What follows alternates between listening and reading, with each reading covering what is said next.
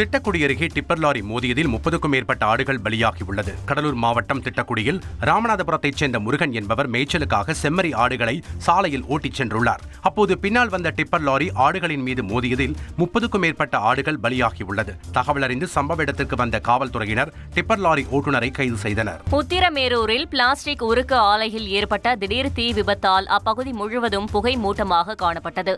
காஞ்சிபுரம் மாவட்டம் உத்திரமேரூர் பேரூராட்சிக்கு உட்பட்ட மல்லியங்கரணை பகுதியில் மாருதி என்பவர் பிளாஸ்டிக் உருக்கு ஆலை நடத்தி வருகிறார். திடீரென ஏற்பட்ட தீ விபத்தால் குடோனில் இருந்த பிளாஸ்டிக்குகள் தீயில் எரிந்து நாசமானது. தகவல் அறிந்து வந்த தீயணைப்பு துறையினர் போராடி தீயை கட்டுக்குள் கொண்டு வந்தனர்.